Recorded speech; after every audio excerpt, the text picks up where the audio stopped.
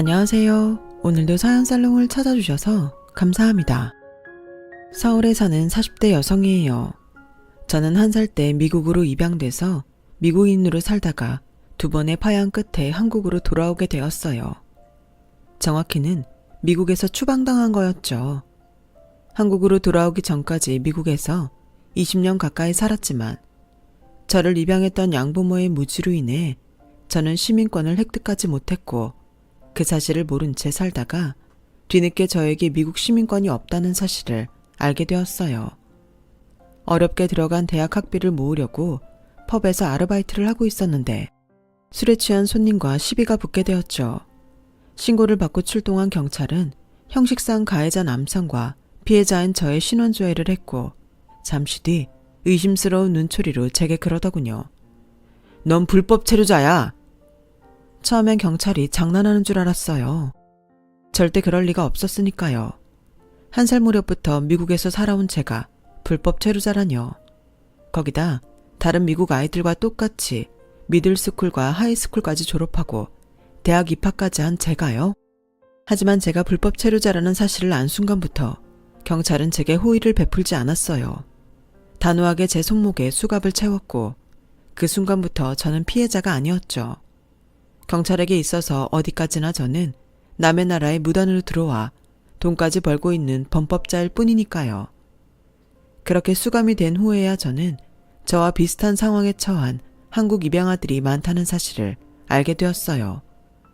2000년도 이후에 미국으로 입양된 아이들의 경우 자동으로 시민권을 부여받지만 그 전에 입양된 아이들은 아동시민권법 소급 적용이 안 돼서 추방당하는 사례가 꽤 있었다더군요.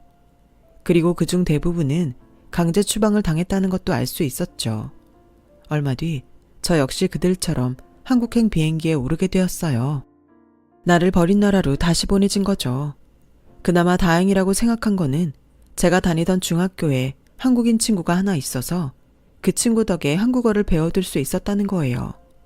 그 친구는 한인교회 목사님 아들인데 국민학교 5학년 때 온 가족이 미국으로 이민 와서 살고 있었어요. 친구는 집에서 한국어를 사용하는 데다 교회 신도들도 연세가 있는 분들이 많아서 다들 한국어를 사용했기에 저는 친구 도움으로 그곳에서 한국어를 배울 수 있었어요.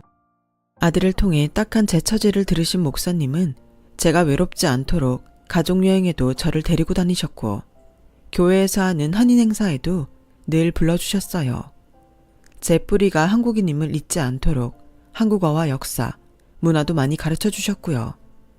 목사님 사모님은 제게 한국의 집밥이 뭔지 제대로 알려주셨어요.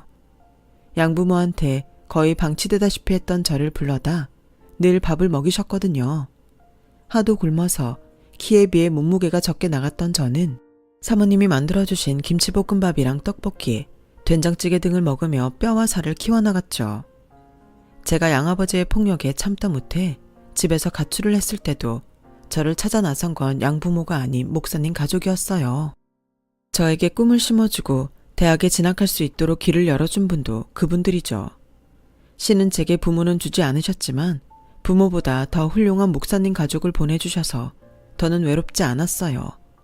하지만 뜻하지 않은 상황에 생이별을 하게 되니 그동안 스스로를 지탱하던 지지대가 무너진 것처럼 걷잡을 수 없이 망가지고 말았어요. 마치 세상에 혼자 버려진 것처럼 막막하고 두려웠어요. 그래서 내 친부모님을 찾기로 했죠.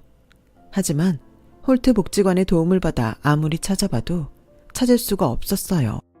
마치 처음부터 세상에 존재하지 않았던 분들처럼 꽁꽁 숨어서 머리카락 한 올조차 찾을 수 없었죠. 큰 기대는 없었지만 혹시나 하는 믿음까지 산산조각이 나자 정말 다 포기하고 싶다는 생각이 들더군요.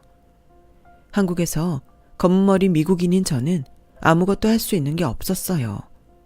외모는 한국인이지만 말과 행동은 미국인인 저는 어디에도 속하지 못하는 이방인이었으니까요. 그나마 제가 유일하게 잘할 수 있는 영어를 이용해 밥벌이를 하려고 영어학원을 찾아가 봤지만 하나같이 백인 강사를 원한다는 말을 하더군요. 게다가 대학 졸업장이 없던 저로서는 회사에 취직도 할 수 없었어요. 한국말을 하기는 하지만 한국인들이 듣기엔 상당히 어눌한 발음도 직장을 구하는 데 걸림돌이었거든요. 그러다 하루는 미국에 있는 친구한테 온 메일을 받게 되었어요. 목사님 사촌이 이태원에서 카페를 하는데 거기에 한번 가보라고요. 파트타임이기는 하지만 집세 정도는 벌 수 있을 거라더군요. 그렇게 이태원에 발을 들인 저는 카페와 레스토랑, 펍 등에서 서빙 아르바이트를 하게 되었고, 그러다 한 레스토랑의 정직원으로 채용이 되어 생활의 안정을 찾을 수 있었어요. 그 레스토랑의 사장이 바로 지금의 제 남편이에요. 저는 아직도 처음 남편을 만났던 그 순간을 잊을 수가 없어요. 정확히는 제가 이력서를 들고 남편의 레스토랑에 면접을 보러 왔을 때 남편이 했던 말과 그 눈빛이죠. 아직 한글을 쓰는 게 서툴렀던 저는 자기소개서 대신 말로 제 소개를 했어요. 1살 무렵 미국으로 입양돼서 양부모의 학대 끝에 2번의 파양을 당한 일과 같은 학교에 다니던 목사님 아들과 친구가 되면서 뒤늦게 내 정체성을 찾게 된 것, 그리고 뜻하지 않게 미국에서 추방돼 한국으로 돌아온 일들까지 마치 영화 줄거리 소개하듯 쭉 얘기했죠. 그 얘기를 다 들은 남편은 눈시울을 붉히며 제게 그랬어요. 미안하다고요. 자기도 자기가 왜 이런 말을 하는지 모르겠는데 그냥 저한테 미안하다고 말이에요. 그 말에 가슴속에서 뭔가 꿈틀하더니 순식간에 감정이 복받쳐 올라 그대로 눈물이 터져버렸어요. 가게 안에 있던 손님들과 직원들이 영문도 모른 채 저를 쳐다봤지만 멈추려고 해도 눈물이 멈춰지지 않더라고요. 오히려 어깨가 들썩일 정도로 감정이 격해지고 말았죠. 그렇게 한참을 울고 나서야 겨우 진정이 된 저는 화장실에 가서 얼굴을 닦고 나왔어요. 아, 취직은 물 건너 갔다 싶었죠. 그런데 남편이 저를 보고 환하게 웃으며 그러는 거예요. 내일부터 출근하는 겁니다. 앞으로는 우리 가게에서 한 식구로 지내보자고요. 세상이 나를 밀어내는 것만 같던 시기에 남편의 따뜻한 한마디는 제가 한국에 뿌리를 내릴 수 있는 용기를 주었어요. 이제는 이방인이 아니라 어엿한 한국인으로 살아갈 수 있을 거라는 희망도 갖게 되었죠. 오너 셰프인 남편은 음식 솜씨도 좋았지만 성격은 특히 더 좋았어요. 각종 직업군의 친구들은 하루가 멀다고 가게에 찾아왔고 남편은 그 친구들을 제게 소개해 주었어요. 한국에서는 직장 상사의 친구들과 가게 직원이 친구처럼 지내는 일은 흔치 않았겠지만 한국 문화에 젖어있지 않았던 저는 문제될 게 없었어요. 남편 가게에 들어온 지 1년쯤 지나자 남편 친구들은 다 제 친구가 되었죠.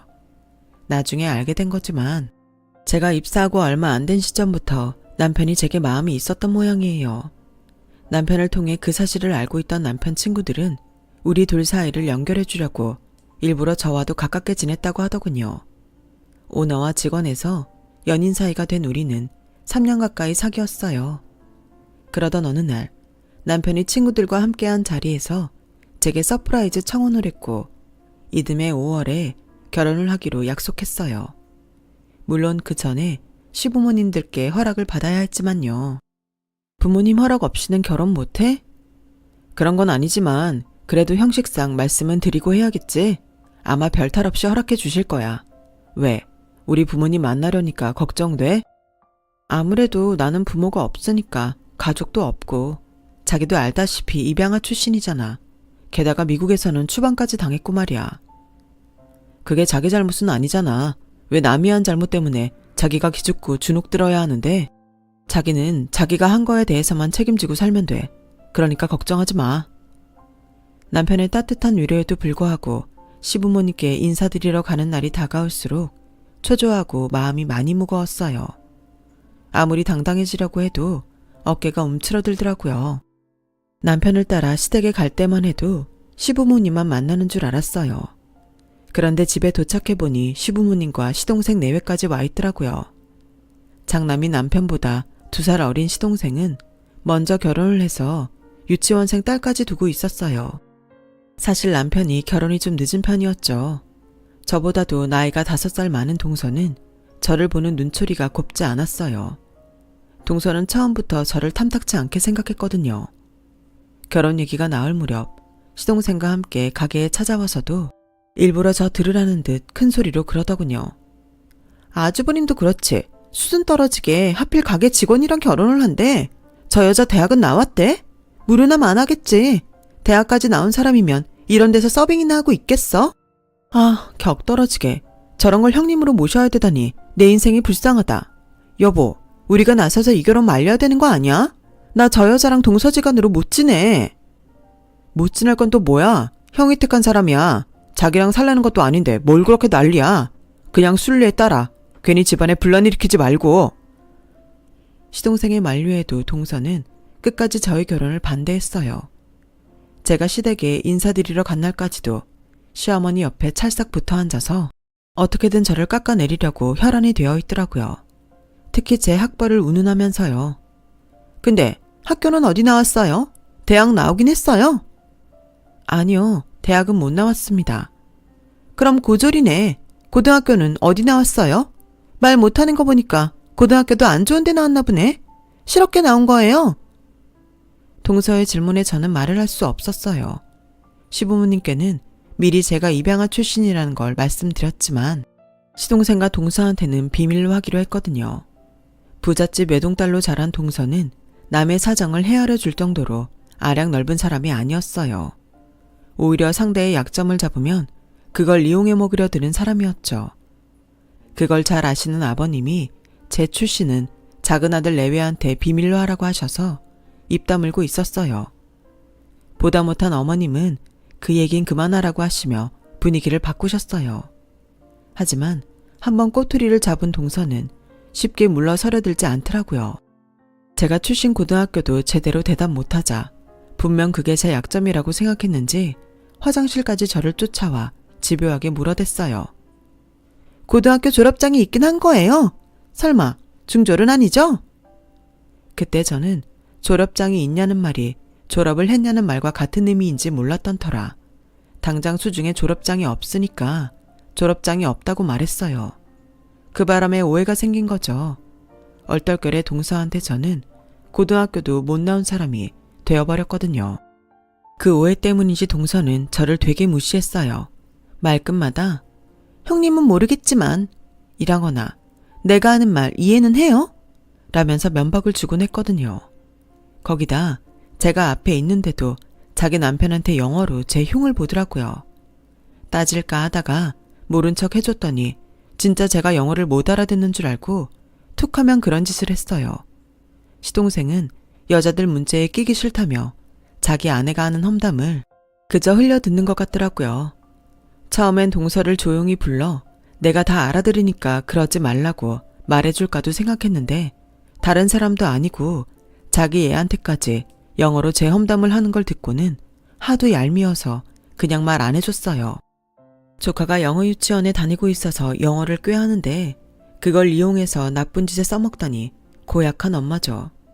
조카는 자기 엄마가 왜 큰엄마 험담을 하는지 영문도 모른 채 눈만 말똥말똥 뜨고 저를 바라보았어요. 그랬더니 동서가 애한테 영어로 그러지 뭐해요. 괜찮아. 큰엄마는 영어 못 알아들어. 큰엄마는 학교 다닐 때 공부 안 해서 엄청 멍청하거든. 그러니까 앞으로도 큰엄마 있을 때는 엄마랑 영어로 말하자. 큰엄마가 무슨 말 하는지 궁금하게. 참 못됐죠. 나이 먹은 어른이 애한테 나쁜 것만 가르치고 있으니 말이에요. 제대로 된 엄마라면 자기 애한테 그런 짓은 가르치지 않을 텐데 말이죠. 그래서 저런 인간한테는 잘못된 걸 고쳐줄 필요가 없다고 생각했어요. 앞으로도 쭉 저러고 살면서 주변 사람들한테 욕이나 실컷 먹으라고요. 한편으로는 저런 동서가 내 손바닥 안에서 놀고 있는 것 같아서 은근히 재미있기도 했고요.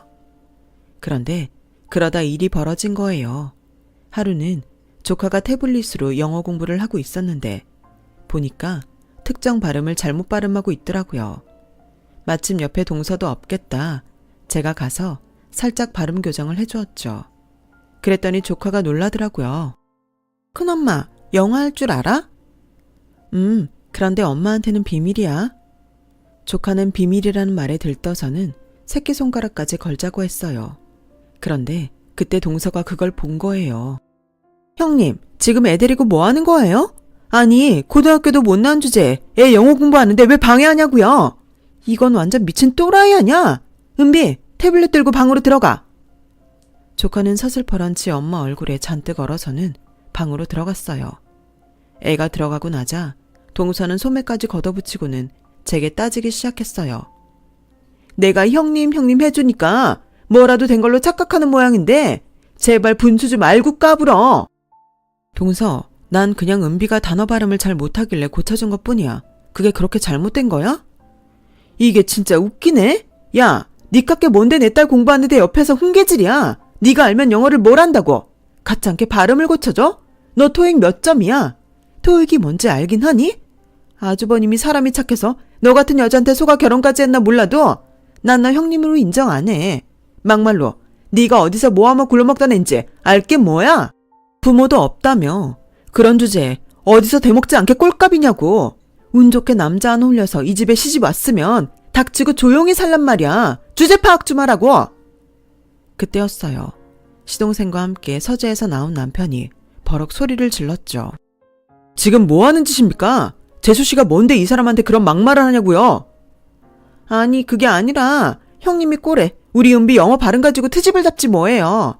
고등학교도 제대로 안 나온 주제에. 누가 그래요? 저 사람이 고등학교도 안 나왔다고. 비록 졸업은 못했지만 미국에서 명문대 입학까지 한 사람입니다. 영어 실력은 원어민 수준인 사람이라고요. 그 말에 동서는 두 눈이 커져서는 저를 바라보았어요. 그동안 자신이 저렴한 영어 실력으로 제 욕을 했던 게 떠올라 그런지 얼굴이 빨갛게 달아올랐더라고요. 동서, 실은 나 그동안 다 알아들었어. 동서가 서방님이랑 은비한테 영어로 내 흉보는 거 말이야. 진작 얘기할까 했는데 나도 심술이 나서 말 않고 있었어. 그러자 그동안 자기 아내가 형수 욕을 하는 걸 알면서도 입 다물고 있었던 시동생도 얼굴이 벌개졌어요. 형수님, 죄송해요. 제가 말렸어야 했는데 그러질 못했네요. 앞으로는 이런 일 없게 할게요. 그제야 그동안 있었던 일을 알아챈 남편은 얼굴이 무섭게 변했어요. 너도 그렇고 재수씨도 그렇고 인생 그렇게 사는 거 아니다. 사람한테 가장 큰 상처를 주는 건 칼이나 총이 아니야. 사람의 말이지. 아버지가 왜 너희 부부한테 내 아내 얘기를 비밀로 하라고 했는지 이제야 정확히 알겠다. 둘 다 인간이 덜 된 걸 아버지는 아셨던 거지. 긴말할 필요 없고 앞으로는 따로 얼굴 보는 일 없도록 하자. 부모님 앞에서는 어쩔 수 없지만 될 수 있다면 더는 너희 부부 얼굴 보고 살기 싫다.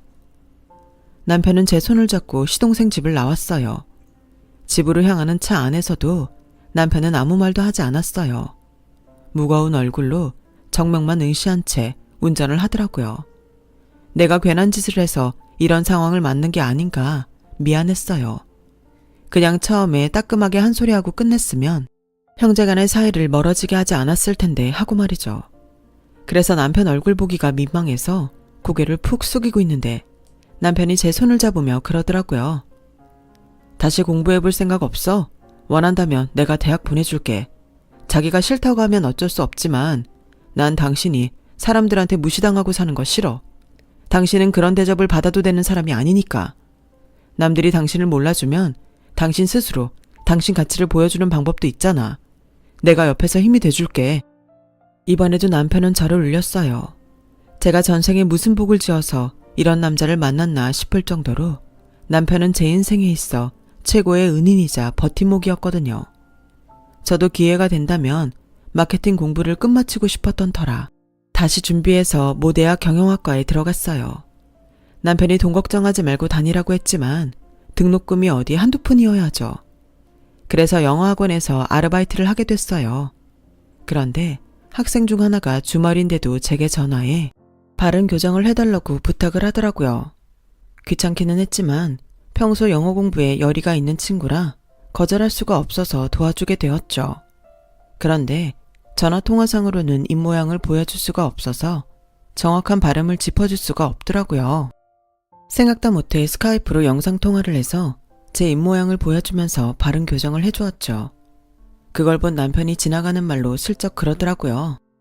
나 어릴 땐 땡땡 영어라고 있었는데 아침에 선생님이 전화해서 문장 연습을 시켜주곤 했었어. 그때도 이렇게 실시간 영상을 보면서 할 수 있었다면 훨씬 더 발음 교정이 잘 됐었을 텐데 아쉽네. 요즘엔 스마트폰이 있어서 영상통화하면서 공부하기 좋겠어. 남편의 그 말에 아이디어를 얻은 저는 동영상 전화 수업을 바탕으로 영어 교육 사업을 해보기로 했어요.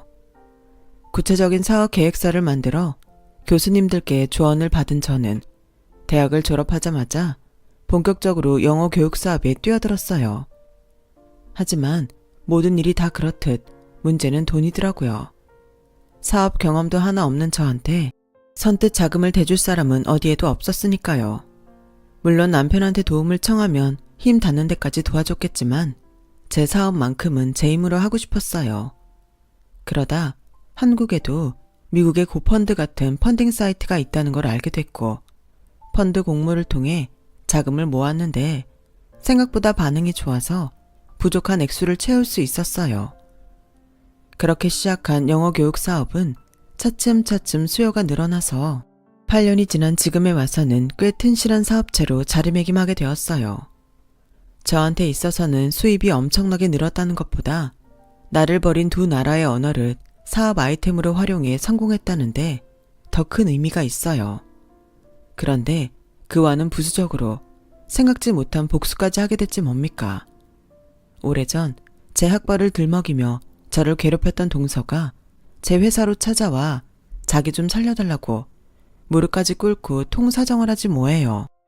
시부모님이 돌아가신 이후 지난 몇 년간 우리 부부와 연락도 끊고 살아왔는데 그 사이 집안에 안 좋은 일들이 많았던 모양이에요. 잘 살던 친정이 망한 데다가 동서가 시동생 몰래 대출까지 받아서 투자한 주식까지 상장 폐지되자 그 돈을 막느라 카드로 내 사채까지 빌려 쓴 모양이었어요. 뒤늦게 그 사실을 안 시동생이 이혼을 요구했고 동서는 할 수 없이 딸아이 미래를 생각해서 모든 빚을 혼자 떠안은 채 이혼 서류에 도장을 찍었다더군요. 문제는 이자가 눈덩이처럼 불어난 빚이었어요. 평생 자기 손으로 용돈 한번 벌어본 적이 없는 동서는 이자 무서운 줄도 모르고 여기저기서 돈만 끌어다 메꾸곤 했는데 이제 더는 끌었을 돈도 없게 된 거예요. 그러다 딸아이와 통화하던 중 제가 사업으로 성공했다는 소리를 듣고 돈을 빌리러 찾아온 거였죠. 동서, 돈 빌려주면 갚을 수는 있어? 당연하죠. 내가 무슨 수를 써서라도 형님 돈 꼭 갚을게요. 담보가 필요하면 땅 문서 맡길게요. 이거 당장은 팔기 힘든 땅이지만 앞으로 몇 년 뒤면 분명히 10배 이상 오를 땅이에요. 친정아버지가 돌아가시는 순간까지 이 땅은 꼭 지키라고. 신신당부하신 땅이라고요. 그러니까 이거 담보로 받고 딱 1억만 빌려주세요. 네? 땅이야 팔려야 가치가 있는 거고 그보다 동서가 말하는 무슨 수라는 게 구체적으로 어떤 계획인 건데 나 사업하는 사람이야. 정확하고 구체적인 계획 아니면 단 1원도 내줄 수 없어. 그러니까 잘 생각하고 말해. 동서한테 계획이 있어 없어? 그러자 울음을 터뜨리며 고개를 가로저었어요. 그 모습을 보니 한심하기도 했지만 불쌍한 마음이 더 컸어요. 한때 동서한테 받은 수모 그대로 갚아주겠다는 생각도 했었는데 이렇게 모든 걸 다 잃고 자신이 그토록 깔보던 사람한테까지 와서 무릎을 꿇는 걸 보니 더는 복수할 마음이 생기지 않더라고요. 그렇다고 순순히 돈을 주고 싶지도 않았어요. 사람 성격은 쉽게 변하지 않아서 돈을 받으면 바로 얼굴색 바꿀 게 뻔했으니까요. 그래서 일단 개인 회생 신청부터 하라고 했어요. 매달 나가야 할 이자는 대신 내줄 테니까 우리 회사에 나와서 일을 하라고 했어요. 복사와 비품구비, 잔심부름을 비롯한 전반적인 사무 보조를 맡으라고요. 만약 제대로 일을 하지 않으면 바로 이자 지급은 끊을 거라고 말이에요. 거기다 시급에 비해 많이 지급된 이자는 땅의 지분으로 회수하겠다고요. 그동안 고개 빳빳이 들고 사람 무시하며 살아온 동서는 금방이라도 싫다고 소리치고 싶은 얼굴이었지만 세상 어디에도 자기한테 돈을 빌려줄 곳이 없다는 걸 알아서인지 입술을 꽉 깨물면서도 싫다는 말은 않더라고요. 그렇게 동서는 자신이 그토록 무시하던 제 밑에서 일하게 됐어요. 하루하루 살얼음판을 걷는 심정으로 조마조마하면서요. 남편은 그냥 모른 척하고 내보내라고 했지만 저는 오히려 제 밑에 데리고 있는 게 진정한 복수다 싶어서 데리고 있을 생각입니다. 땅이 안 팔려서 돈 떼이면 어쩌냐고요? 상관없어요. 따지고 보면 저도 살면서 많은 사람들한테 도움을 받았잖아요. 인생은 돌고 도는 거라고 제가 받은 도움 동서한테 갚는 셈 치죠 뭐. 인생이 다 그런 거 아니겠어요? 미국에 버려졌던 제가 다시 한국에 돌아와 멋진 남편도 만나고 이렇게 사업으로 성공하게 된 것처럼 평생 안 변할 것 같던 동서도 이번 기회에 정신을 차리게 될지 말이에요. 세상은 우리가 생각하는 것보다 훨씬 더 많은 기적이 일어나니까요. 지금까지 제 사연을 들어주셔서 감사드려요. 일상의 기적들이 여러분과 함께하기를 바랍니다. 여러분, 사연 댓글에 응원과 현명한 조언 부탁드려요. 좋아요와 구독은 저에게 큰 힘이 됩니다. 오늘도 좋은 일 가득하세요.